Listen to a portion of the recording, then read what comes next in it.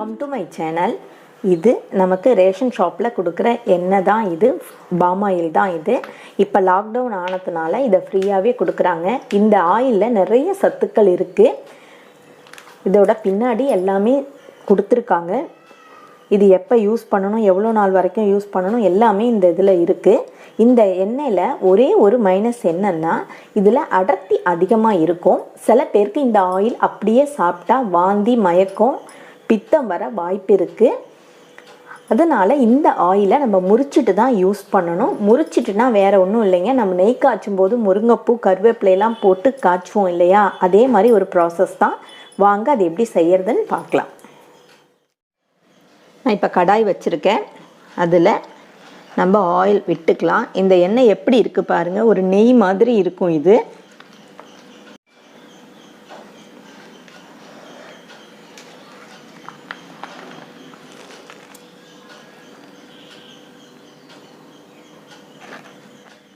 இந்த எண்ணெய் நல்லா கொதிக்க ஆரம்பிக்கட்டும். அதுக்கப்புறம் நம்ம பொருள் சேர்க்கலாம்.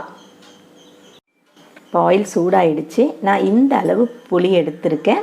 இதில் கொட்டை இருந்தால் எடுத்துட்டு போடுங்க, இல்லைன்னா வெடிக்கும். அதை நான் இப்போ இந்த ஆயிலில் சேர்த்துக்கிறேன். அதே மாதிரி இந்த அளவு இஞ்சி, அதையும் இடித்து வச்சுருக்கேன், அதையும் நம்ம சேர்த்துக்கலாம். சாதாரணமாக நம்ம எண்ணெய் சொல்லுவோம், ஒரு வாட்டி யூஸ் பண்ணிவிட்டு ஹீட் பண்ண எண்ணெயை யூஸ் பண்ணக்கூடாதுன்னு. கரெக்டு தான். ஆனால் இந்த எண்ணெயை இந்த மாதிரி செஞ்சுட்டு அதுக்கப்புறம் ஒரே ஒரு டைம் ஹீட் பண்ணுனா நல்லது.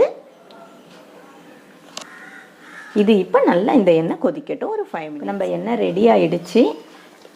புளி இந்த மாதிரி நல்லா கருப்பாக ஆகிடும். புளி வெந்த ஸ்மெல்லும் நமக்கு வரும்.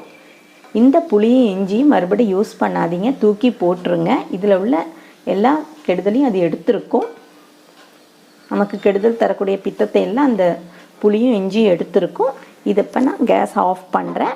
ஆறினோன்னு பார்க்கலாம். எண்ணெய் நல்லா ஆறிடுச்சு. நான் இதை இப்போ பாட்டிலுக்கு மாற்றிக்கிறேன். அவ்வளோதாங்க, நம்மளோட எண்ணெய் ரெடி ஆகிடுச்சு. இதே மாதிரி செஞ்சு பாருங்கள். என்னோடய சேனல் உங்களுக்கு பிடிச்சிருந்ததுன்னா சப்ஸ்கிரைப் பண்ணிக்கோங்க. கூடவே இருக்கிற பெல் பட்டனும் கிளிக் பண்ணிக்கோங்க. அடுத்த வீடியோவில் பார்க்கலாம். பாய்.